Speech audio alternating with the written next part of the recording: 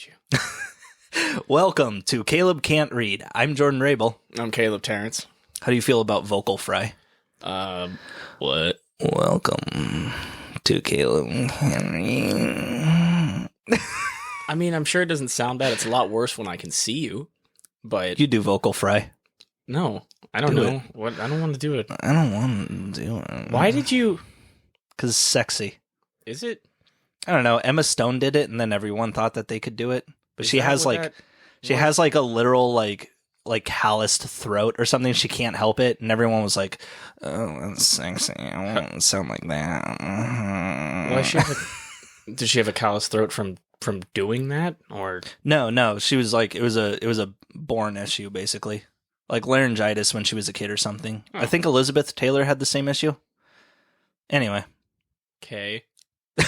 All right, what do we got? all right. Well, let's get started, shall we?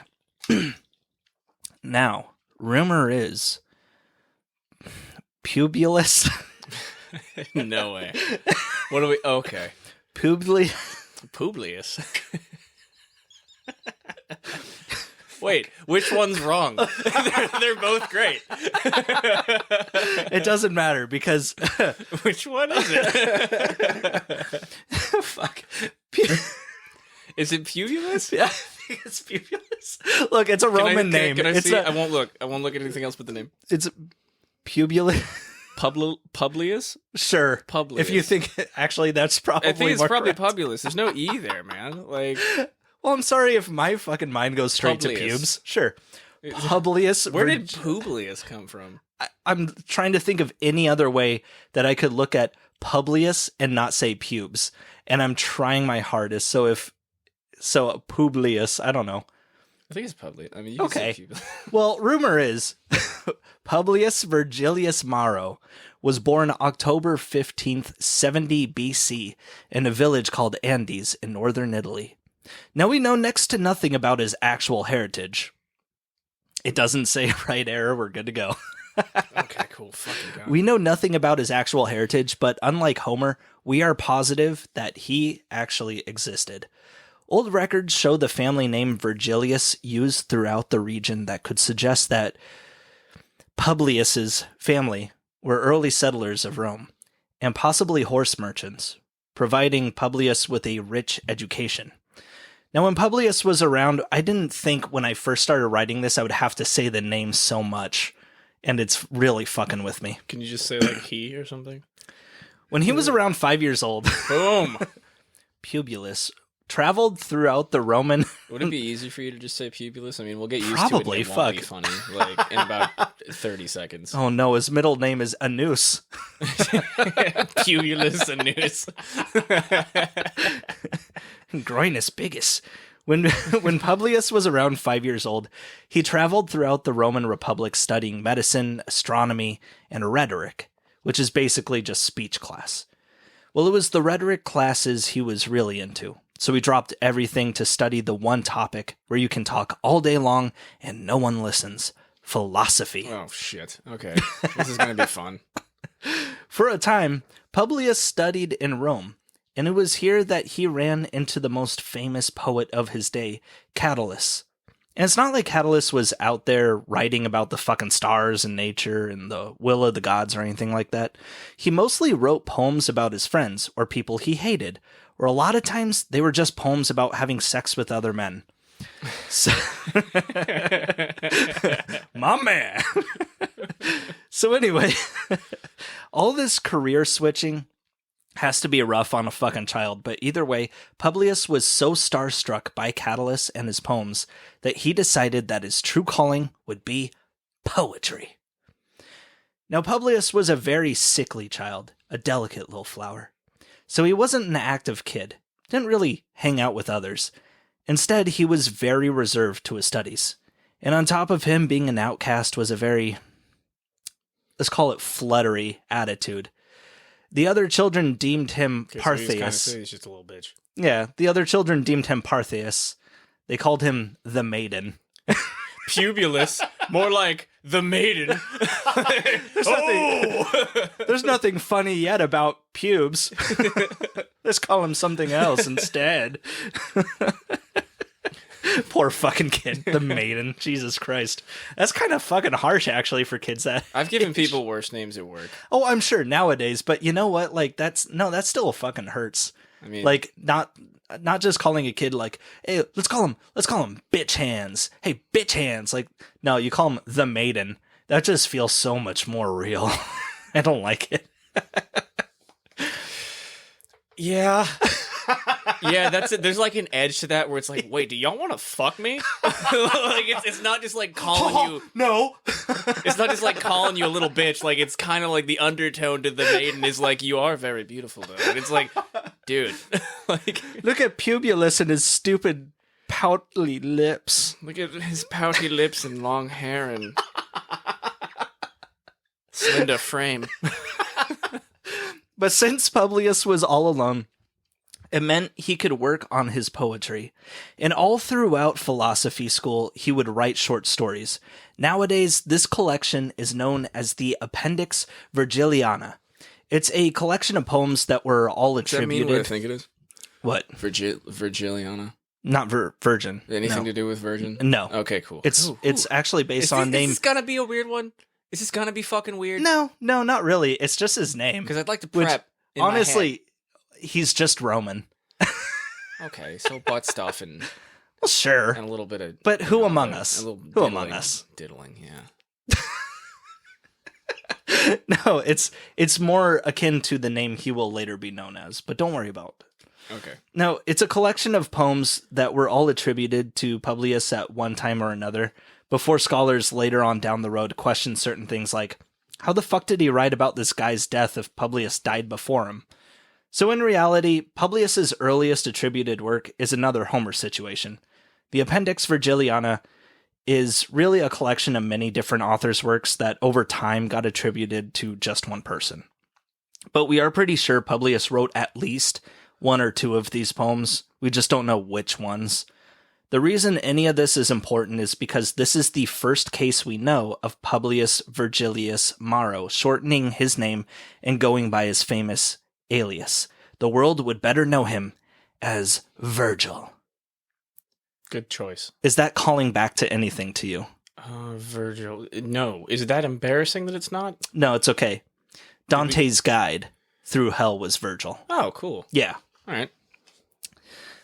Yeah, this is the same Virgil that shows up as a ghost to help Dante through his tours of hell and purgatory before ascending Dante to heaven. He must be like an okay dude then if Dante didn't fucking hate him. Right? Well, yes, but there's actually like an okay dude for the time. Yes, but we will actually get to why he believes that Virgil was an okay guy. It's not that he didn't... It's not like Virgil did a bunch of horrible shit and then Dante just, overrode all that. But there is a reason that he thinks he's amongst God and his kin. Now, while there are some fun little stories about the Appendix Virgiliana, the best story there was among the first attributed to Virgil. The name of the story is Culex, or the Gnat, about a farmer who's bothered by a gnat, so he swats and kills it, and the gnat haunts the farmer's dreams from the underworld until the farmer constructs a grave for the bug. It's cheesy, yes, but again, written by children. Oh, well. Yeah. And did Virgil write this one? Most likely no, but it's the story that gets this collection remembered. Now again, we don't have a full history of Virgil here, so we have to jump ahead to 38 BC when he's 32 years old. Besides the Appendix Virgiliana, we know of 3 works by Virgil, the first of which brought him instant stardom. Yeah. Taking 4 years to complete, Virgil released the Eclogues in 10 parts. It's probably good that we don't know anything about before 32. I was just watching a whole bunch of cringy TikTok videos today, and I was thinking, God damn, am I happy they overwrote MySpace. I'm glad that I at least got until I was like... There seems to not be much recorded history of me before 20, so that's cool. Fuck God, right? Yeah. Thank God. And the MySpace has been deleted. We've talked about that before, and that's just... I thank the Lord each and every day. Seriously, it is just... Oh, man. Like, oh my God. I remember my my fucking name on it too. It wasn't just Jordan. Ooh. It was yes. The philanthropist Mephistopheles. Right? Fuck. Yeah, no, I believe you did that. Oh, yeah. Yeah. God And damn I it. also had a lowercase q and a capitalized Q on each side of it because I thought the X's that people put were stupid, and that was my point proven to them that I would just put Q's because I thought it was funny. I believe if we knew each other then, we would have hated each other, but still done drugs. Oh, yeah. Yeah. Hung out in the same trap house, yeah. Yeah. Like, We drooled into the same carpet. Eclogue means a selection or parts, by the way. This whole thing that he wrote, the eclogues. Now, here's the thing about this book. It almost reads as if it's 10 separate stories, but they're not. They're connected in some way. We just haven't figured out exactly how. That sounds really stupid, but let me explain. It does sound very stupid, please. The stories themselves seem random. They're not really about anything spectacular, just things like a singing competition or a guy professing his love to a girl he once knew. But then why write about any of these things at all? Some people speculate that, like Catullus, Virgil was just making poems about conversations he had, while others think there's a deeper, more metaphorical riddle hidden within these pages. It's almost as if the eclogues is one big literary puzzle. Virgil was being extremely experimental for his time. But we won't dive too deep into the eclogues because, as you'll find out, that's not why we're here. Though it was the eclogues that would completely throw Virgil down an unwanted path. The one story I want to discuss is Eclogue 4. This is the shortest story of all the poems, coming in at just 63 lines, about nothing more than a child that grows up strong and ushers in a new golden age. And that's it. But this story has been studied more than any other in the book. Of course it is. It's a fucking Roman poem. Because people think that, well, Virgil wouldn't just write a story about nothing, and they're probably right, this story has been treated as some great mystery more than all the other stories that are seemingly meaningless. Some people think the boy is supposed to be Mark Antony and Octavia the Younger's future child. They were like a celebrity couple that everyone hoped would start popping out kids soon. And yet some scholars believe the boy is symbolic, just representing a treaty of some kind that will help unify Rome. Basically, if you write something that's so fucking just out there, people will eventually just be like, what does it mean? And it doesn't have to mean shit. I know, it drives me nuts. It's like sometimes the thing is just a thing. Yeah, exactly. Yeah. Like, it's just, That was actually a big thing for, Fahrenheit 451, the Ray Bradbury book, where they burn books. It's a dystopian where they burn books. Why are you looking at me surprised like I haven't? Because that's a more famous one. I don't know. I thought. No, well, anyways, so it's just a sci-fi book about how books are illegal, and firemen are actually people who set fires. If you rat out your neighborhoods... where are we going to read anything? Yeah, exactly. How will we access this? So many... Well, it was written back in like the 40s or 50s, so... Ah! Just look at your iPad, sir. No, everyone thought Look, I just don't think we should keep printing on paper. So everyone actually thought that book was about censorship and shit like that, and, like the whole rise of Hitler and everything and the book burnings. Actually turned out to just be a quick paycheck for Ray Bradbury, and he was coming up with something simple and stupid to give himself money. That was it. I just had... What does it mean? It means I have fucking bills to pay. Yeah, exactly. And I can't do anything else for you people. Yes. So exactly that. Well, so here's where we stand with Rome in 38 BC. Rome itself was just having the dust settle after numerous civil wars between crowd favorite Mark Antony and Julius Caesar's adopted son, General Octavian. This would become the collapse of the Roman Empire eventually. A major struggle was happening between them that was killing tons of people. But it wouldn't stop the politicians from being politicians. Octavian knew everyone loved Mark Antony. He's so steady. But he needed to take the people's support away from him, especially the rich vote. And what do rich people fancy since they're so sophisticated? Art. So Octavian had a friend force all the popular writers and artists of the day hang out with him and say that Octavian was an inspiration to their work. This included the new up-and-comer, Virgil. And wouldn't you know it, suddenly Eclogue 4, the story of the Golden Child, was rumored to be about Octavian. And soon, Virgil... Was he forced to write it? like maybe not like forced, but like, you know, low key, like. Well, no, he wrote that, and then when people started, you know, like thinking about like what's it about, Virgil's just like, you know, dog collar around his fucking neck, just like it's about Octavian, like. So yeah, it was a bullshit story. And It was probably about something, but yeah, he for sure was just like. If he wrote it around the same time, then yeah, there was probably an undertone of like, yeah, no, you're going to write. Why don't you write just behind him, just really firm grip on the shoulder, like, why don't you just write a little. You know, your shoulder rub's getting a little tight, actually. Oh, you're so tense. That hurts. No, it's fine. You're fine. You're just real tense. Just really, let me work this out. Let me make sure that this gets worked out. Like. And soon, Virgil was tasked with a new project, as were many of these artists and writers handed down by Octavian himself, titled The Georgics. It was a series of 4 books, all dealing with the subject of agriculture. It was kind of like a thank you for all your hard work, geared towards farmers, but also kind of an instruction booklet. Can I have some money, please? No! Thank you, workers! I'm familiar with this practice. Frontline heroes, the bunch of ya. There's a civil war going on. Can you please put some people here on the farm? Thank you all! I wrote you a book. I couldn't have done this without you. Well, you can't have it for free. Yeah, it was also kind of an instruction booklet, though, in poem form. It supposedly took Virgil 8 years to complete these poems, mainly due to the changes constantly required by Octavian. Just, no. No. Just, goddamn, I can't rhyme orange. Fuck you. Now, Virgil was not a fan. Not enough rhymes. This is not bussin'.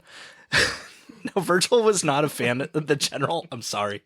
Virgil was not a fan of the general, in particular because he once publicly shamed a friend of Virgil's, which led to the guy doing a fucking suicide. How do you shame him? He just publicly... Come on, man. Give me the... We don't know. We don't know, because I couldn't find it. We now don't know. But either way, it caused the guy to do a fucking suicide. That's a hell of a public shaming. Okay, it must have been pretty bad. He has a guy on a fucking pot there just like banging out a beat.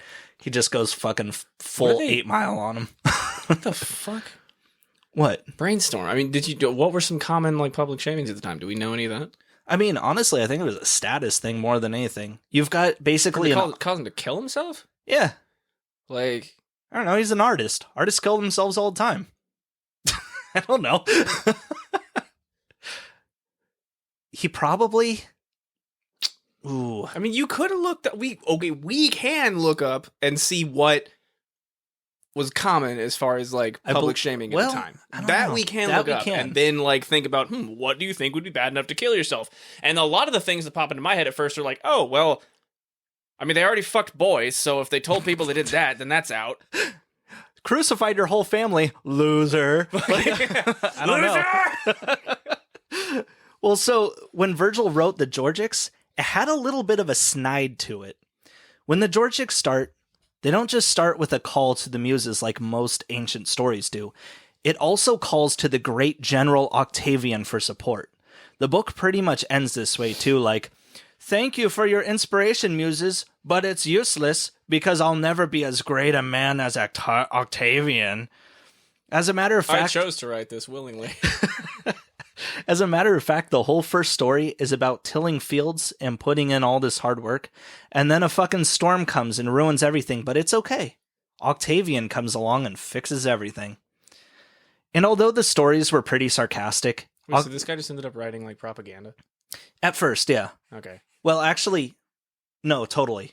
That's fully... that's his major work we're going to get into as really well. Sucks. Yeah, it does. Like, I mean, not he was like up he and sucks, coming, but like no, it was up and coming, and then was. You just got like, North Korean. Like you, like, now you're writing about me. Like, I would imagine, fuck. like as a writer too, like you go through all this fucking time and you're writing as a kid, and then you hit 30 fucking 2, where you'd be getting pretty fucking competent at this shit, and then you end up being low key made to. I mean, you fucking hit 15, you're hitting your midlife crisis, Like, shit. A bunch of the other people we went over in that time have been making it to like 60, 70, right? Yeah, if you're rich.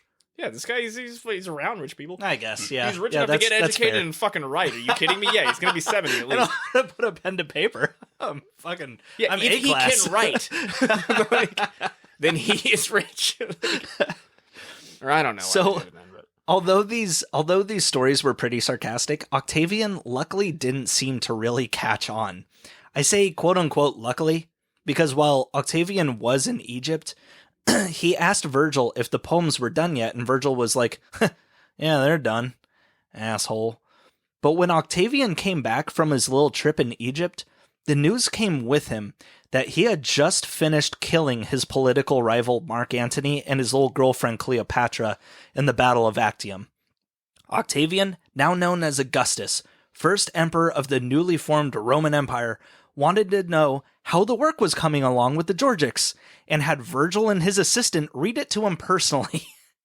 They were so fucking nervous, they kept passing the Georgics back and forth to have the other one read it, in case Augustus caught onto the sarcasm. But he fucking loved it. What are they just passing it back and forth like no, I can't anymore. Here. They're just like, this one is kind of a metaphor for him being an asshole. How about you read this instead? They just kept passing it back like, this is the one about him smelling like fish. Just read this one. You know I can't do this one. And I will say, as terribly boring as I'm sure these farmer poems are, it looks like several countries actually did their own version of this over the centuries, directly inspired by Virgil's work. Anytime poor farmers started talking about strikes or unionizing, it seems the governments push out their own version of the Georgics, like, don't worry about being taken advantage of. Look at all the good work you do. You should be proud to be dirt people. And they just hire someone to push out more poems about being proud of I am proud of being labor. A dirt person. I just want to be compensated. Yeah. I mean, the Scots did it. Italy did it. England did it. I'm sure America will too if you give them a fucking quick second. Now, okay. We're a bit too deep. Now, it could be that it took Virgil so long to finish the Georgics because at the same time, he was working on a much more important story, also ordered by Emperor Augustus. His final major work, the Aeneid. Aeneid. The Aeneid. Aeneid, thank you. Okay. Now remember, the difference between Roman mythology and Greek mythology is that the Romans changed the names of the gods. Besides that, no real difference. So, our story begins with the city of Troy newly ransacked. Its destruction having just ended some time ago. Oh, cool. Yeah, it takes up nice little, right after nice the follow Iliad. Through. Yeah. Well done. Actually, both this author and Homer are a lead up to our third. So don't worry about it. Okay, as long as we have you won't guess it. As long as we don't ever have anything as bad as Marquis de Sade ever again, I'm happy. Yeah, he's the worst person that I've done so far. Okay, cool. Yeah, that was just... I've thought about Carl Panzram, though, so, I mean, maybe on down the road. Just give me a heads up. I don't ever really want to do that again. Like, listening back on that, I'm like, oh, we joked about... Oh! Okay. Well, sometimes you could just say nothing, man. Okay, well, whatever. Like, hey, don't cry because it's over. Smile because it happened. I'm mostly just angry that Quoted Marquis de Sade happened. Goebbels. Anyway. So our story begins with the city of Troy newly ransacked, its destruction having just ended some time ago. The great Trojan warrior Aeneas... Don't worry about how it sounds. Shut up. Don't worry about it. Oh! Woo! I'm sorry. The great Trojan warrior Aeneas fled the city with what citizens remained. Don't say he for that one. I like it too much. But as they set sail with their fleet of 12 ships to find a new home, they quickly find that they have spurned the wrath of Juno, queen of the gods. You see... At least Poseidon's busy. Yeah. You see, Juno has a few reasons to hate on the Trojans. First is that these refugees are prophesied to establish the country of Italy, where they will then found the city of Rome and raise descendants that'll be known for their might and courage. Any fucking spaghetti if I have anything to do with it. Yeah. They're going to raise descendants that'll be known for their might and courage. When you think of Italian nowadays, what do you think of? I don't know, a bunch of fucking A bunch of racist gestures that no one can see me doing currently. That's all I got. Hair. It's mostly, a lot of hair. Mostly hair and meat. A lot of dudes built like me and hair. And to prove that they're the best, these Italians are going to destroy Carthage, which is Juno's favorite city. Also, one of these Trojans, Ganymede, is destined to replace Juno's daughter as cupbearer to Juno's husband Jupiter, king of the gods, which just means that Ganymede will be filling Jupiter's cup when he asks for more wine. And I guess Juno is pissed that this chick will put her daughter out of a job. But most importantly... God, Greek god shit is so fucking stupid. Roman. You just said it was the same thing. That's fair. Fair. Right, proceed. God damn it, I didn't think you'd outsmart me.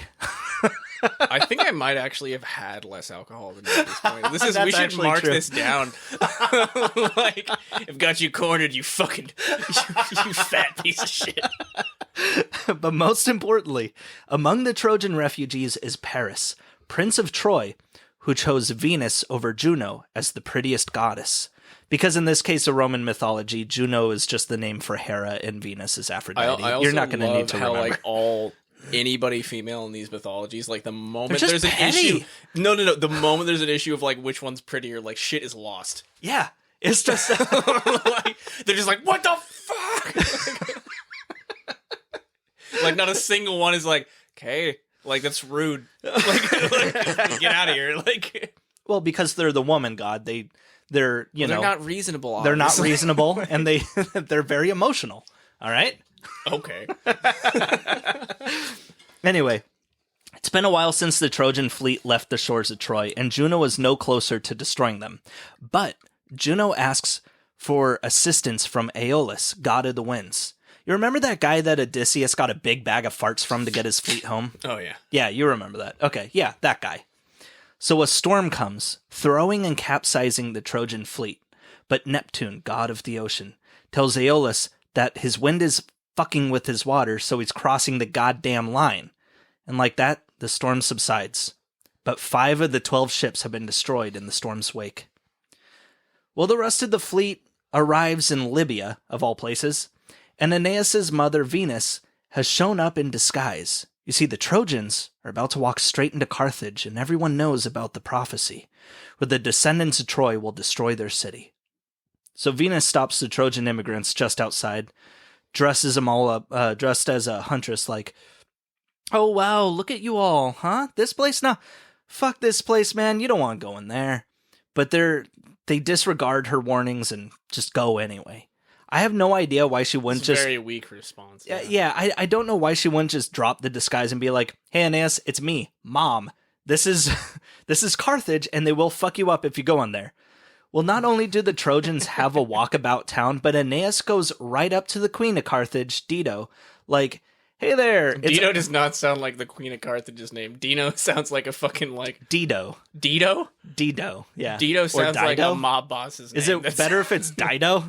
It's one letter away from being dildo. They're both the same. Hey, Dido. Yeah. So... that sounds like, my cousin Dido. It's not a queen of fucking Carthage. That sounds Italian. Car what? Hey, Dido. What's Carthage. The place? Carthage. I keep wanting to say Carthage from Dark Souls, my bad. Fucking goddamn it. Sorry, you'd know too if you weren't a pussy. So Aeneas goes right up to the queen of Carthage, like, hey there, it's us, the Trojans. Our kids are destined to destroy your town and kill your townsfolk. Help a fella out? Now, of course, the Carthaginian queen's first thought is to remove his testicles, but in quick thinking, duh. Venus has her other son, Aeneas' brother Cupid, god of love, show up disguised as Aeneas' son, who's really just hanging out in the market somewhere. So this kid basically just runs into the royal chambers like he's Aeneas' son, and he goes like, Daddy! And seeing Aeneas be a father gets Queen Dido so fucking hot and heavy. Wanting to see them mouth muscles work, Dido asks Aeneas to tell her his experiences since the Trojan War.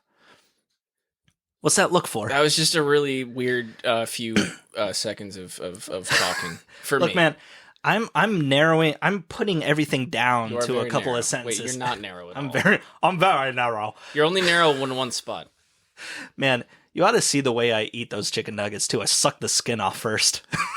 We could just have a night where we just get chicken and we just make fried chicken. Why are you getting McDonald's chicken nuggets? But I'm not going to cut them into dinosaur shapes. Whoa, whoa, whoa. You fucking It'll idiot. Be so much better. We'll deep fry it. It'll be nasty, but it'll be amazing. Are you going to cut them into shapes, though? No. Fucking pass. Fucking no. Pass. The shape has been made by the chicken already. It has been perfected. The leg, the thigh, the breast. And yet, if I remember correctly, you can cut them all down. The tendy. To a star or dinosaur shape. Okay. I don't... We are going off on a fucking tangent, and I'm sorry, but I'm offended. Are you saying to me right now that as far as the children fried chicken shapes, the tendy itself is inferior to a dinosaur shape? What's the shape of the tendy? It's just like, I don't know, like a low breast? Pass. It's fine. He begins his tale. How dare you? He begins his tale with the start of Troy's destruction, with the Trojan horse. This, by the way, is the oldest account we have of there being an actual giant wooden horse that was let inside Troy. As we talked about with the Homer episode, there was no Trojan horse in the Iliad. And if anything, what broke through the gates of Troy was probably a fucking battering ram. But with time, and with poets being poets, the real story got bastardized sometime over the course of the 700 years between the Iliad and the Aeneid. Did Virgil come up with the idea of the Trojan horse? Probably not. But it is the most famous example of the account we have. I don't think it was just a battering ram, man. You don't think so? You think they had enough people after all that time to fucking, like, set up and take losses from a battering ram that whole fucking time? That also doesn't make a lot of sense. Yes. Because also, I will have you remember, the city of Troy... Getting dudes the whole time? The quote-unquote city of Troy was probably like a camp of Troy that a dude was able to blow up with a crate of dynamite. It's not a fucking... I think he had a lot of fucking dynamite, man. I'm sure he had a massive amount, but he basically blew up a cliff face. I mean, it's a lot of dynamite. He sunk it into the goddamn sea, but I mean, that's the thing is, like, was it a battering ram? Yeah, probably. It wasn't a 10-year war, and it wasn't... I mean, even like a little gate with a battering ram, if motherfuckers are like on you and like sending shit down, you're gonna lose so much people, and then by the time you get in there, man, you're not gonna... I'm sorry. Chicken nugget argument all over again. Are you saying it was easier for them to build a fake horse, leave it on their doorstep with a bunch of dudes in it, and say, present? Like, leave? Are you... No, it was a battering ram. Yeah. No, why? What? It's fucking stupid. Yeah. Why? Why would that be? No. Like, leave enough dudes in there to get the gate open? Like, and plus they were there like 10 fucking years. You don't think maybe... You know what I would do from the gates of Troy if somebody left like a big thing that could hold a bunch of dudes in it on my doorstep? There's dudes in there? No, I think it's solid. I'd be like, yeah, set it on fire. Like, duh. Yeah, no, that does make... No, I kind of undid myself there. It's been 10 years. They're weary. Like, you guys tried horse thing on week 3. I don't think it was 10 years either, honestly. It had to have been a skirmish that was like... Again, this shit... Why not? Oh, that's how long shit like that took. No, like it wasn't. Back in the day. Yeah, dude. No, 10 years. They held people under siege for longer than that. At like different points in history. I cannot source any of this shit. I'm sorry. I can. That's dick. why I'm saying. I mean, we can go look it up and back. You want to pause this? No. You want to do this? No. We'll pause this right now. Let's go. You're turning very confrontational Italian at me, and I'm feeling very threatened. Come on. Eh? Fucking your chest hair is growing. It can't get any thicker, bud. Don't worry. Now, you better be fucking... You want to look at it? No. Wait, no, let me get it. I don't want to see it again. The rustling. Oh, stop. God damn it. I was just going to say, you better be like sure fucking pomading that shit and just... disgusting. Now, according to Aeneas, one day the Trojans look outside their city walls to see the Grecian army gone. Everything except a large wooden horse and a man standing outside. So the Trojan army opens the gate and asks the guy, hey, what the fuck? And basically, he says that sometime during the war, the Greeks managed to piss off the one god on their side, Minerva. Knowing the war is lost, the Greeks build a giant wooden horse in her honor to give to the Trojans so maybe they can house it at their local temple to her while they just go back home. Also, their original plan was to sacrifice this poor kid for good measure, but he ran away and showed up at the Trojan gates after all the Greeks Oh, left. And don't worry, we're going to sacrifice a kid just to be safe. Right, that's that guy introducing everything. They're like, why would they leave you here? And he was like, I was a sacrifice. I ran. They didn't really leave me here. I just want insies to the town, please. I would like water, food, woman. To grow old. 2 boys. Now, well, everyone seems to buy this story, except for a Trojan priest who is pretty fucking sure there's at least a couple dozen guys in that fucking horse. So he takes a spear and hucks it at the horse, sticking it right in the neck. Well, coincidentally, where else would they put it but right in the neck? Duh! Aim for its balls! Well, coincidentally, 2 huge serpents come out of the nearby sea and eat this man and his 2 sons. And then the snakes slither. That is Norse crazy. And then that is Norse mythology fucking crazy. You just jumped. They slither off to the temple of Minerva to sleep. So exactly the god that they said to give it to. It's like, okay, all right, yeah, I'm seeing this. And no, picturing everybody just like watch it happen and then watch, and then also like just like hands up, like I'm not, like as they go up to the temple, just like, no, I'm not fucking. Can you imagine how long that took to? A full grown man and his 2 sons. Everyone's just standing there like, oh shit. Whew. Should we help? No. They might go to the temple. There they go. It's been 15 minutes and Jimmy is still alive. Should we pull? Nope. Don't want to anger the gods. No, my bud. They're still alive in there right now. Well, it's a hell of a fucking coincidence, but it convinces the Trojans that everything is on the up and up, so they take the fucking horse inside. Look, all I'm saying is maybe one of us should just take out your phone and shine a light in it. Maybe should we just check? Like do you see those fucking snurpers? Well, the snake, yeah, he threw a spear at it. I'm saying just look through the fucking boards. I'm not saying anger the horse. I'm saying look closer at the horse. Why is there a trapdoor on this horse? I don't know. Maybe if we just look through it, the snake will come out and just scare you real bad. They like get closer to it, and then they're like at the temple, just turning and looking, and they're like, okay, never mind. Like. So, of course, that night, the guy who was supposed to be the Greek sacrifice undoes the latch to the fucking horse, and like a dozen Greeks climb out and open the city gates to let the rest of the troops in. So Aeneas is just lying in his bed when he's visited in his dreams by the ghost of a comrade who died in the war. He's like, you gotta wake up, dude. Shit's on fire, yo. And sure enough, shit was on fire, yo. So Aeneas gathers up his son, his wife, and his father and make a run for the boats. At some point, he loses his wife in the crowd, but going back for her, only finds her ghost standing in the streets like, oh, this is so you. So the rest of the family, just fucks right out of Troy. What his wife actually says is something closer to like, oh, don't worry, honey, you'll find someone else. It's okay to forget me. It sounds like Aeneas wrote that part, maybe. Most likely. Fuck, it sounds like OJ wrote that part. I will find him. Like, Aeneas just found a good excuse to get rid of his wife or something, you know? So the first thing I mean, if that's an actual thing that happened, it sounds like there was a puss out situation. Probably. And now we're covering that up. Yeah. This is an obvious puss out covered up with a lie. And like everybody he tells the story to is probably looking at him like, just like, yeah, okay, man. Mm-hmm. All right, well, cool. Yeah, not gonna, My wife is fine because I wasn't a coward. Oh. Yeah, well, mine said it was cool. She said it was chill, whatever. Well, it was cool. You can tell if it's a made-up story. Yeah. There's just a certain rhythm to it. You know what I mean? Like, yeah, for sure.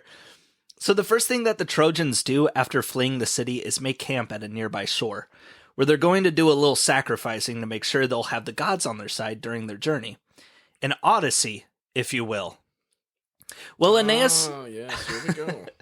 Aeneas rips the bark from a tree to get a fire going, and the motherfucker starts bleeding, like the tree does. Oh, god damn it, it's some god shit. Fucking god shit. Apparently, King Priam... You guys see any serpents? What? Don't... Just let me know if anything weird... Like, everyone, look at your dicks. Do they look weird? Oh, thank God. How's everybody's dicks? Anyone growing hair? Any bulls flirting with you? Who's a goose? Like... Well, apparently King Priam, the now former king of Troy, sent one of his sons to a nearby city for safekeeping during the war, but once the news got out that Troy had fallen, the king there cut the kid's throat like, sea grease? We were always on your side. So kid just got murked by fucking allies. Oh. And now this kid just haunts the hell out of this tree. These guys get angry about, like, the wrong thing. Again, it was a woman cheating, okay? Mad? Yes. Angry? Yeah. No, she wasn't. No. She was, I mean, technically she was. I mean, if anything, bewitched. she didn't even consent. She got hit with Cupid's arrow. That's rape. I know. We don't need to discuss the second Wonder Woman movie. What? Did you watch it? No, I didn't watch that shit. Oh, man. Steve Trevor's ghost haunts a fucking just guy, and Wonder Woman fucks him. This guy has no consent whatsoever in that situation. I mean, he's... But she is kind of based on Greek gods, so I mean, she is kind of Gal Gadot. She is kind of... What are you going to... What? I mean, what... Can you physically say no to Gal Gadot? She's pretty... I can until I... jacked. I can until I look at those thighs. I'm not talking about... I don't know. So what do you think about the Israeli-Palestine situation? The Trojans hold a little ceremony for the Trojans hold a little ceremony for the tree kid before sailing out to look for a new home. And here's the thing.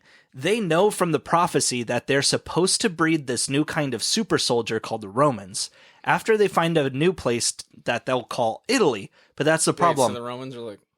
They're going to be their descendants. Just as soon as they find soldiers? Italy. Like Space Marines? Yeah, because they're the strongest people ever. Oh. Like Space Marines. Oh. I can't tell what series you're coming... Is that Super Troopers? Not Super Troopers. What is it? Fucking what's the bug one? Space Marines would never run from bugs. What's the fucking bug one? No, Starship Troopers. Yeah, that one. Is that it? No. The best Halo? Space Marines. The 40K Space Marines, Jordan. Oh, fucking Warhammer, of course it was. God damn it. Wonderful. Now, here's the problem. Italy isn't actually a place yet. They have no idea where the fuck to go. So they just keep landing places trying to plant their fucking flag like, this is it! Italy! And the gods keep sending them signs that this isn't it. Signs like plagues.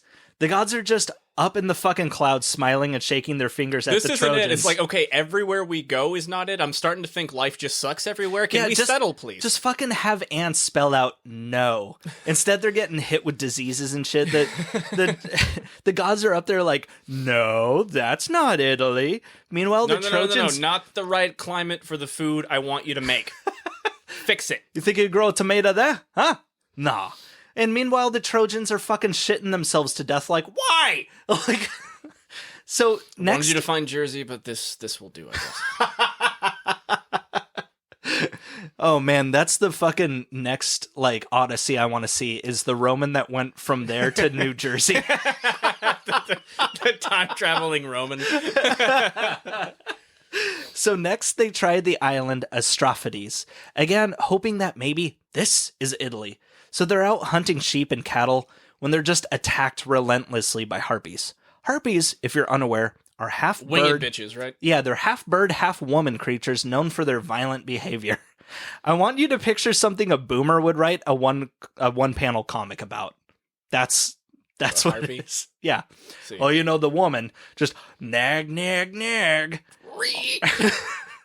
Haven't been joking about that for 50 years. Yeah, winged bitches. Anyway, one of the harpies taunts Aeneas, saying that this place... God damn it. One of the harpies is taunting Aeneas, saying that this place has too much food for these Trojans, and according to her own prophecy, they'll never find Italy until they're so hungry that they'll eat their own tables in desperation. And the Trojans bounce around the Mediterranean Sea like this, just disaster after disaster, before they find... The only way to get to Italy's shores is to brave the waters between a giant whirlpool called Charybdis and these cliffs that house a six-headed monster called Scylla. You may remember this as the same thing that Ulysses had to go through to get to his like he's home a fucking SoundCloud rapper, but okay. When Ulysses did this, he skirted his ship closer to the monster Scylla, each head grabbing a guy and killing 6 men in the process. How many heads? 6. Sick. So each just grabbed a dude. Aeneas, however, drove his fleet closer to the whirlpool Charybdis. somehow throwing their ships way off course instead of sucking them in because Virgil doesn't know what a whirlpool is. Well, the travel-weary Trojan land on an island to get some rest, and this random guy comes running up to them from out of nowhere. He's Greek. Worse yet, he's one of Ulysses' men. But this guy doesn't give a fuck that he just stumbled upon a whole fleet of his worst enemies. No, he runs up to them in a fucking tizzy. He's like, "We gotta get out of here, now." According to this guy, he sailed with Ulysses' fleet. Wait, is it time for skeletons yet? That's Jason and the Argonauts. That's a movie. God fucking damn it. I really love the skeletons. Or Golden Axe. We could play Golden Axe later. Sick. According to this guy, he sailed with Ulysses' fleet, and they too thought this island would make a great spot to take a rest. However, they soon found themselves in the cave of the cannibalistic Cyclops Polyphemus. Wait. You said that last episode. You kept saying cannibalistic Cyclops. He's not a cannibal. He just eats people. He's a Cyclops. He's not a people. Fuck, I guess that's okay. That's not... Okay, yeah, no. He's just a Cyclops. I'm not willing to argue that. That's true. Okay, yeah. You're right. Cannibal Does that mean they are people? He eats people. Because you said their origins was like they're gods. Not people. They're not people at all. They're foreign. No, I'm kidding. Well, they just have one big eye and they're giant. And also, like, their dads are gods who fucked a weird thing and then made them, right? Like, that was the whole thing? Yeah. Like the Uzbekistanis. No, I'm kidding. I don't think that was good. I don't know anything about that. So. Neither do I. I went for the one that I was like going through my mind. I was like, think of an African country. No, that's worse. You can't just say words. Oh, they're Eastern European. They're fine. I mean, physically, yes, but should you? No. Like, come on now. Man, how do you think I felt every time a bully was like, "I'm going to make you eat those words"? I was like, scrumptious. It'll make me eat something else, Daddy. So this is where Ulysses and his men put a red hot poker in the eye of Polyphemus and, ran off to their ships. Well, for some unknown reason, this poor bastard got left behind. And he's been getting chased by Cyclopses all over the island since then. This guy's fast as fuck. And sure enough, bounding over the hills, a crowd of Cyclopses are rushing towards the Trojan fleet. So like Ulysses, everyone jumps in their ships. Fuck on the boat! Yeah, they fucking paddle off the island. Now, unfortunately... You gotta get so fucking far before they can't wade anymore. Oh, fuck, that's true, too. Yeah, dude. Unfortunately, it isn't long after this before Aeneas' father passes away from old age. And Juno, ever the bitch, asks Aeolus, the wind god, to disturb the ships. And this is where the Aeneid began. So now we're right back in Carthage with Aeneas explaining this sweating, heavy metal, ab-defining adventure to Queen Dido. And she is totally smitten by this guy. And Juno is watching over them the whole time, by the way, and she comes up with this plan. Maybe she doesn't have to kill the Trojan to keep them from reaching Italy and founding Rome. Maybe if she can keep them in Carthage, then they won't destroy Carthage at all. Like, they won't have time to form Rome, That's right? Stupid. No, they just become Carthaginians. I mean, it's prophecy. They're always going to be like fucking then weird. It just makes and Rome being the center in Carthage. That isn't. They're going to destroy it whether they're in there or not. That's the prophecy. Like they destroed their own town. Like it was going to happen. Like that's the whole point of the prophecy. Thing, right? Like, it's like, yo, dude, just be cool about it. like shit happens, bro. I'm sorry. Shit happens, and this is the shit that's going to happen. So Queen Dido and Aeneas... Italians are going to happen. Italians are going to burn your city down. What do you want me to do? Look at Jersey. It's been like that forever. Inside, outside, you could make it shitty for them. You could make it not shitty for them. You could just let the place go and move somewhere right now. I'm just telling you, it's happening. Like So Queen Dido and Aeneas are out hunting one day. When Juno sends out a powerful rainstorm, they run to a nearby cave for cover, where they, of course... bang the night away. I feel like you, more than anyone, knows of the old adage, don't stick your dick in crazy. Don't. Well, according to Dido... Come on. According to Dido, since they did the deed, they're as good as married now. And wouldn't you know it, Aeneas got a vision from Jupiter the very next day telling him that he is still destined to find Italy. So being considerate not to break Dido's heart, Aeneas... gets his fleet and ships out in the dead of night behind her back. Just fucking sets out to sea. Sure. I mean, he's just being considerate not to wake her. You know, he doesn't want to bother her. Well, it doesn't work. Dido watches Aeneas' ships leave, and well, of course she doesn't get that. He's on a mission from the gods, you know? She doesn't understand. So Queen Dido starts fucking raging all over the goddamn place. She's having her maids throw everything that Aeneas left behind on a huge bonfire, including the bed of hay they fucked on. I'm familiar with this practice. That seems like it would hurt. Hay is not as soft as they make it seem in Assassin's Creed, man. That shit's pokey. Yeah, no, nothing about Assassin's Creed is how anything works ever. Yeah, it's historical fiction. It's a trash game. It's historical fiction. It's ass. It's ass right now. Creed. Well, she's hoping that acting like a crazy ex with wild Casey Anthony eyes would get him to stay. And of course he fucking doesn't. He's fucking out to sea. Weird. Yeah. Like he's out there with a telescope just like, I'm glad I left. And then you're like, yeah, weirdly enough, I'm not. That's not making me feel very responsible right now. It's like, yeah, not vibing that's the place I want to be at. When she sees that the ships still aren't turning around, Queen Dido jumps into the bonfire and impales herself with one of Aeneas' swords. Damn! And the whole time, Aeneas is just oblivious. He doesn't see a thing. Just like, him and his guys are fucking playing b-ball on the fucking just ship. Coming through fucking Queens, making meltdowns happen and sailing away. Yeah, what do you want to know? My wife somehow died that night in Troy. I got a girl pregnant, and my goddess up there just said, "Hey, time to move on. Hey, I gotta move on. I'm still here having fun with the boys. Saturday nights for the bars." Oh God. Okay. So the timeline here, when they're back at sea, is a little wonky because all of a sudden Aeneas realizes that it's been 1 year since his father's death, but like, didn't he just die on the boat before they got to Carthage? So like, did his dad die and then they spent a year at Carthage? Because it didn't really seem that way. Or did his dad die and spent like 51 weeks at sea before they hit Carthage for like a week? Either way, Aeneas calls for a celebration of his father's death anniversary with a series of sporting games, much like what they did in the Iliad after Achilles brings back Hector's corpse. The Trojans dock their boats and for the next 9 days, party it up. So you weren't actually far off. Yeah. The Aeneid goes at length into their sports competitions. Shit ain't new. Yeah, which I'm not gonna see it. I'm not gonna talk about their fucking sporting games.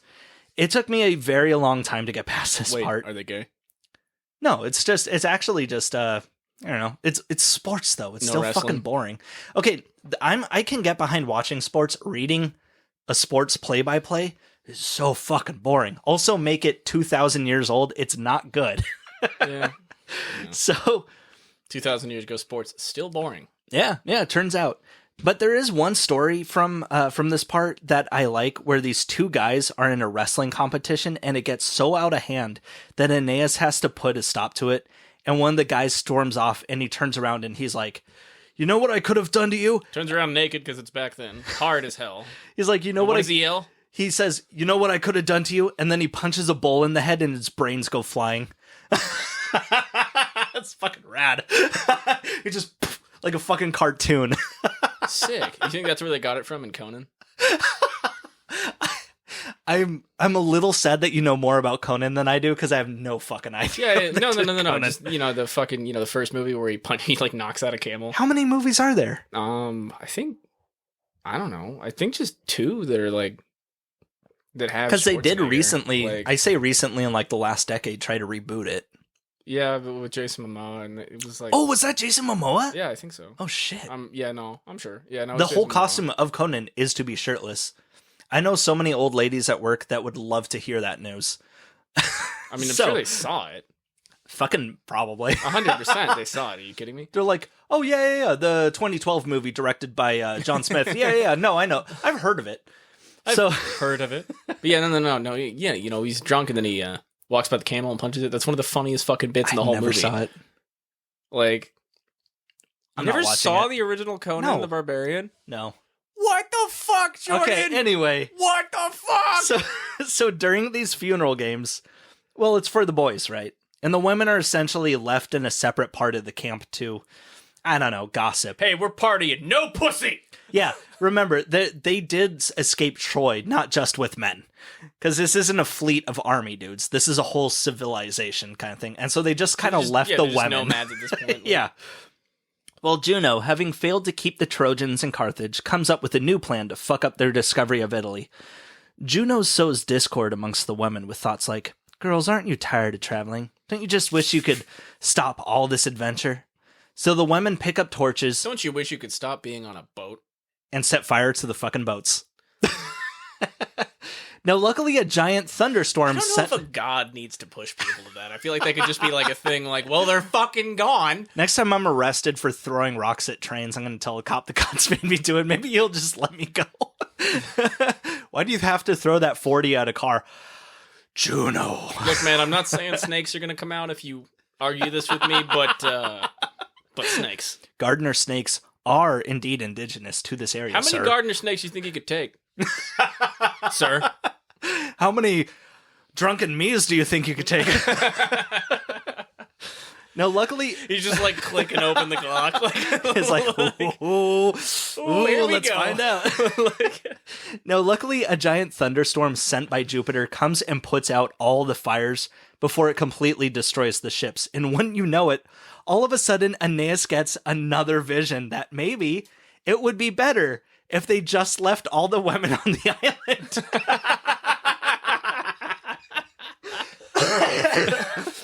No. A visionary.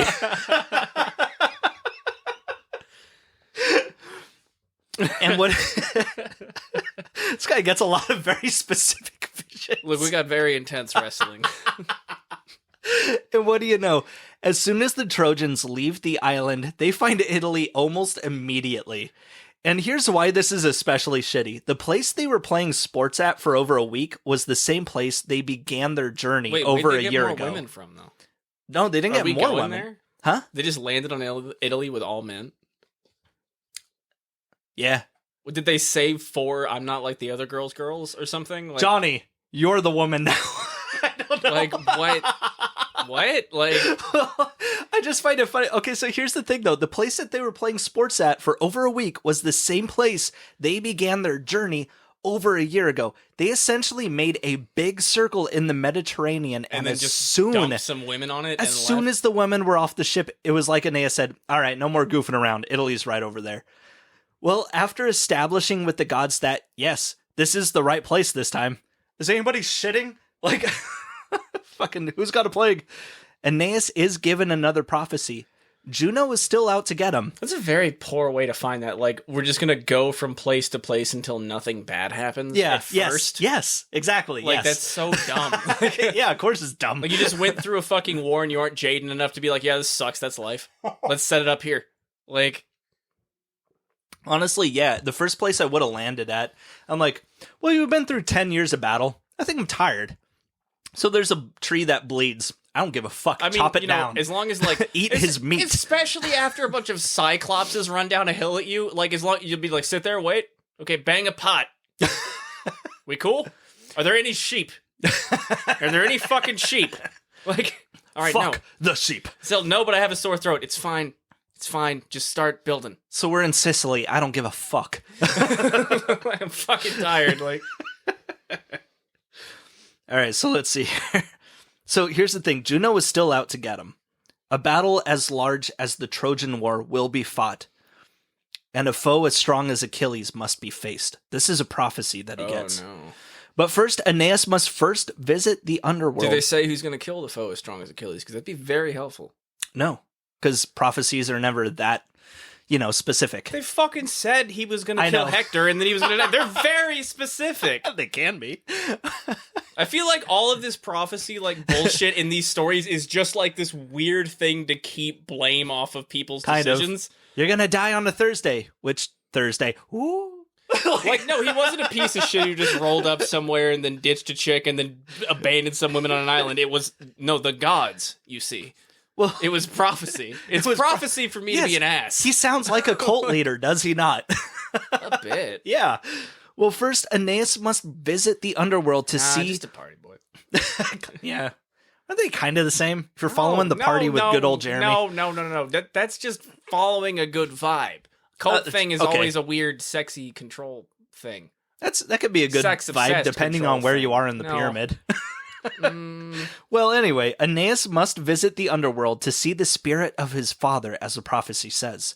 The only way to visit hell and return is to take with you a golden branch found in the wilderness, which luckily he's in a Roman epic, so he doesn't. I'm going to need you to be more specific about the wilderness. Yeah, come to think of it, it is kind of weird that they're just like, I have a prophecy for you. What is it?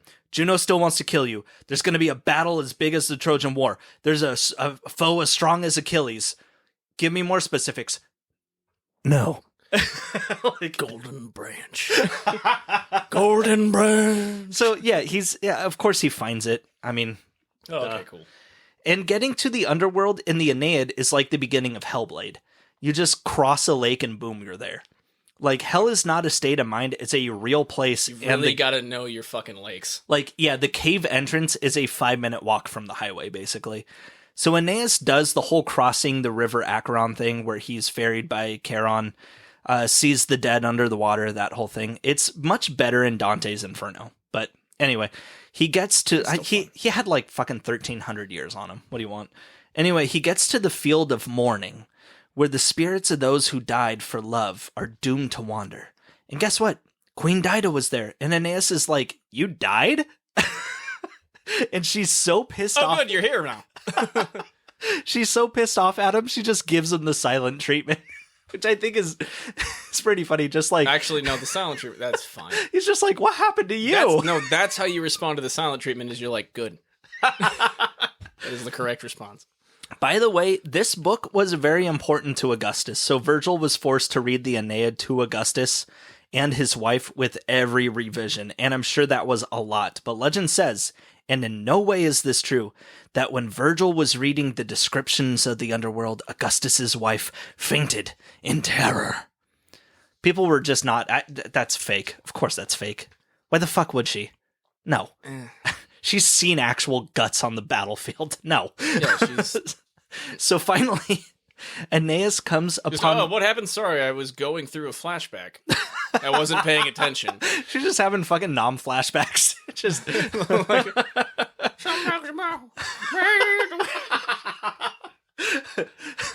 What the hell was that? I don't know. It must have been my influence. Because I'm important. So finally, Aeneas comes upon the blessed groves, where he finds the spirit of his father, and he asks the big question, what will become of the Trojan people? And boy, what luck for Virgil to write down just the best, truest answer while being commissioned to write this totally not fake tale by a malevolent emperor. Jersey. Aeneas is to have a descendant named Augustus, who will be just the fucking best guy ever. You'll have a better named descendant. And Rome, no one will make fun of you for an anus. And Rome will be an empire forever, and the family line will continue for all time. So this part right here is the real real reason the Aeneid was ever actually written. You see, Rome has a very messy history, just full of tribes doing a complete cutthroat routine for centuries, until they kind of accidentally became a city. We know that, like, now, through hundreds of years of archaeology, the correct way, the non-dynamite way, but back then, no one really knew where Rome originated from. Everyone was supposed to have this Roman pride, but they couldn't figure out their own history. That's the big reason they stole Greece's mythology in the first place. There's just this pantheon of gods sitting there, waiting to be renamed. But with the Aeneid, Augustus wasn't just giving the people an answer to the past, but to the future as well. For years, the ruler of Rome was a somewhat democratically elected position. With Augustus, though, he was first in line to try and create a monarchy, hoping that his son would take up after him when he was gone, just as Augustus did when Julius Caesar was murdered. If the prophecy were true, it would legitimize Augustus's claim to be part of Aeneas's lineage and therefore the rightful heir to the throne. Well, that's the whole reason for it. I'm sorry, it's just hard to follow. We're getting into... Too much thinking territory? We're getting into... It's a little bit too regimented for me. All right. Time. Go with the ADD and the being drunk. So, feeling pretty good about the prophecy, Aeneas returns to his men on the shores of Italy. It's here that the men find a more efficient way of eating. They use their flat loaves of bread like plates. If you put food in your butt, it goes out your mouth. They use their loaves of bread like plates, putting different cheeses on top and eating the whole thing. And then they realize, wait a minute. You made this up. No, we just ate food off these loaves like they were tables. We're eating our tables like the harpy predicted. Huh? You're making this up. This is literally the first mention of pizza. No fucking way. I'm serious. You're full of shit. Nope. This sounds like you're full of shit. Right? Remember earlier when I was talking about, like, it's, you can tell when it's bullshit because it just has that rhythm to it? This is it, dude. The Trojans invented pizza. This is literally the first mention of pizza. If you want me to trust you when you say bullshit like this, don't tell me stories that end in an obvious joke later, like you're taking me for a fucking ride, which you do to me all the fucking time.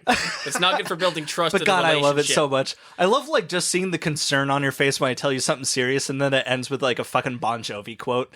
It feels so fucking good. I love it. But no, this is really a part of it. Now, granted, it's kind of far-fetched to say that this is the first mention of pizza. Basically, they just put a bunch of toppings on their bread and ate it. I don't know, but this is what people like to say is the first mention of pizza. I'm also calling bullshit on that being the first, time that somebody just put cheese on bread and then put it in an oven. Yeah. Like, really? Of surviving record, sure. Like, you can't just, like, look at the two of those things and be like, I've been wiping bread in my ass this whole time. Say, you got any cured meat? This man's a madman. What? Look. No. I just got a vibe. Well, seeing as how this prophecy wasn't as bad as they expected, they thought maybe the other ones could just be feeble attempts to get them to halt all process, but wouldn't be too bad in reality. The whole thing with the war and the bad guy as bad as Achilles, that kind of shit. But no, it pretty quickly turns to shit, actually. The Trojans attempt to join a nearby kingdom, and through a hunting accident and a love triangle, a war starts between the Trojans and the Latins. And of course, Juno is at the heart of this discord. Wait, who the fuck are the Latins? Well, they speak Latin. Look, it hasn't translated the best, but it's just other Europeans. But it sounds a lot like just, Latinos. Yeah, I was hoping you'd clarify. I was very confused. Still be confused because I don't know. Okay. All right, that's fine. They're fighting the Latins. Don't worry about it. Just fighting the Latins? Like, that sounds... Okay, in historical context, fine, I guess. Yeah. Well, the last, 6 books of the 12 that make up the Aeneid, I'm actually not going to get into it, and here's why.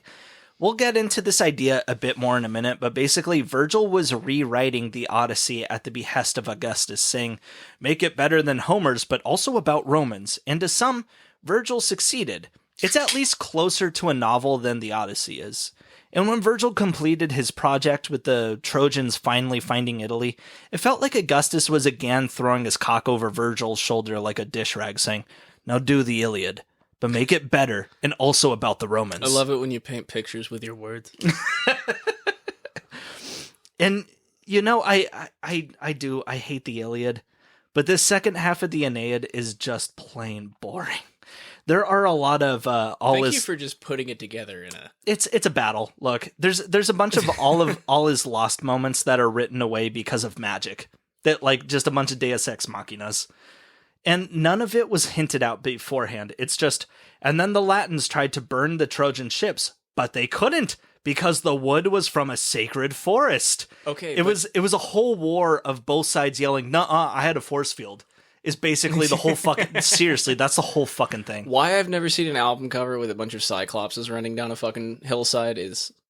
That's criminal. Surprising, actually. Yeah, no kidding. Someone do that. Someone who's talented, please do that. Is Ghoul listening right now? Because that feels like something Ghoul would do. That's not the vibe. That's not the Ghoul vibe. Are you sure? Yeah, you want to look at some art right now? Yeah. No, sure fucking no. God damn it. I mean, we'll do it later. Loves Ghoul here, but... I'm not saying anybody dislikes Ghoul, okay? All right. But... Okay. Careful there. I'm just saying, with their whole vibe of like, you know, people born after like a nuclear kind of meltdown kind of thing, they could have one-eyed hillbillies running down a hill. After a nuclear meltdown, they're just in Creepsylvania. Yeah, I know, which is like Eastern European, where everyone's born after a nuclear meltdown. That's all I'm saying. Yeah, actually, yeah. And so, in the end, the Trojans are victorious over the Latins, with the final passage showing Aeneas driving a spear into the Latin warrior Turnus, who was the prophesied warrior stronger than Achilles, killing him instantly. And the story just ends there with Turnus's death, because Virgil fucking died before the poem was finished. And we'll get to that in a minute. This is the last line of the story. Oh, yes. Saying this, and boiling with rage, he buried his blade full in Turnus's breast. His limbs relaxed and chilled, and the life fled, moaning, resentful, to the shades. What? He murked him. Yeah, I got that. Now, as far as comparisons go, between Homer's works and the Aeneid, they really are too numerous for us to go into here. But besides the locations being the same, there's also how the stories begin in the middle of the epic, and only when recounting the tale to royalty is the beginning revealed. Both Juno and Poseidon are vengeful gods attempting to kill the main character. Both main characters raise spirits for a prophecy. It goes on. Wait, was one written? Was one written before the other, or were they? Oh yeah, no. This isn't like a Shark Tale and Finding Nemo type thing. No, the Iliad was written like, you know, fucking 800 years before. So, I mean, it had been around for a while. It was basically just Augustus being like, hey, you know how the Greeks have that really good thing? And you know how I don't like the Greeks? Make it better than what the Greeks have. You're like, that is not a tall order. It's like, unfortunately, currently, in our time, the Greeks have the best thing, so I'm just going to copy that. I guess you could... the main thing, though, I guess the whole point of this episode, I guess you could say that the Odyssey never had pizza in it. Now, as far as the themes go... You cheesy bitch. Extra cheese, 4 cheese. Fuck off. With olives. Yeah, now, always with olives. As far as the themes for the Aeneid go, I'm hard-pressed to say it would have the same themes as Homer's works because everything else was taken from them, but the themes are completely shattered by the fact that this is just a puff piece for Rome. The whole book is propaganda. There's a reason why there are so many prophecies in this book. They all adhere to Augustus's policies that he's already put into place. So, like, you know, it's a prophecy that you shan't drive on the left side of the road. You know, like, it's girlfriend all that. Bothering you, leave her on an island. And they don't just talk about how this will be the golden age of Rome, but that Augustus would be one of the finest leaders in history. Virgil's final days were marked in Athens, where he once again was reading the latest edition of the Aeneid to Augustus for approval. But as he was leaving by boat back home to Italy... Fucking Christ. Bud, just read it. The fuck, man? I can't read. I'm not poor. Dude, I wrote you an entire fucking book. Put the effort in. Read the fucking book. I can't read cursive. Fuck. As Virgil was leaving by boat back home to Italy, Virgil was struck with a fever. And remember, he had a terrible immune system as a kid. He was called the Maiden. So any illness... Oh, there's the Maiden. There's the callback. Hey, who's that guy over there? You're looking real pretty. Oh, that's just the Maiden. We call him the Maiden. They always suck their lower lip before they say it. Hey, where's the Maiden? Just like, look, man, I'm gay and I was checking him out, but you're really being creepy. God damn it, get the Maiden in here. Any illness he was going to have was going to be life-threatening to him, no matter what. He was able to cross to Italy's shores, but was so weak he never made it out of the harbor. On September 21st, 19 BC, Virgil passed away at the age of 50. Word was sent to the executors of his will. That's like halvesies for rich people. He's 50. I mean, it's okay. It's pretty good for that time, I feel. He must have been really stressed. He must have been weak as fuck. They named him the Maiden and he died from a cold. Just because he is not physically imposing doesn't mean his immune system is fucking... Yes, it does. No, it doesn't. Look at him. Look at what happened. Look at what happened to Lovecraft. He looks like a pussy. He died like a pussy. He just kind of he just kind of caught a cold and went and died, you know? That's not how that works. Fuck you. That's why I'm tough and strong and eat my chicken nuggets. You eat your chicken nuggets and your dinosaur I'm bulking. You've been bulking for 4 years. 4? I can't wait to see what happens during your cut, brother. It's going to be legendary. My cup? Cut. My cut? Your cut. Yeah, no. Actually, yeah, no, that makes sense to me that you wouldn't know what the fuck I'm talking about. Is that a workout thing? Proceed. Open that door for me. It's too heavy. Word was sent to the executors of Virgil's will, his close friends Plotius Tuca and Lucius Varius Rufus. Amongst the preparations Virgil wished for his remains, he had one major request. Take the Aeneid and burn it. Most likely because not only was the work unfinished, but Virgil probably hated how he had spent the last 11 years making this one masterpiece of propaganda for a man he hated, which doesn't even account for the Georgics as well. Just my theory. Well, luckily, Tuca and Rufus knew who his fucking boss was, so they asked him what to do with it, which was wise, because if they had burned the manuscript as Virgil wanted, they would have been tortured and killed for sure. Out of respect for the author, Augustus ordered that minimal editing be done for the book, and the story printed as is, which is bullshit. The real reason was because Augustus had a huge ego. He didn't want 11 years worth of literary fellatio to go to waste. And it is very much debated about which parts of the Aeneid were still waiting to be revised, but to me, it explains why the whole second half is so fucking dry. It certainly explains why the ending just ends. I mean, he had to write it, right? Yeah, he was being forced to write more and more and more. He did his part halfway through the book, and then he was told to just like a fucking now do the Iliad. It's like fuck. Just like a contractor dealing with a nitpicky customer. Yes, that doesn't exactly. know what the fuck they're talking about. Exactly. Yeah, like have you dealt with such a thing?